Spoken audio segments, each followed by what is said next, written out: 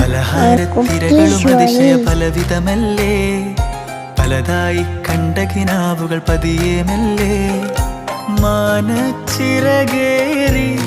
വീണ്ടും വീട് മറഞ്ഞല്ലോ, മധുരത്തിരമല്ലേ വീണ്ടും പാടെ മറന്നല്ലോ.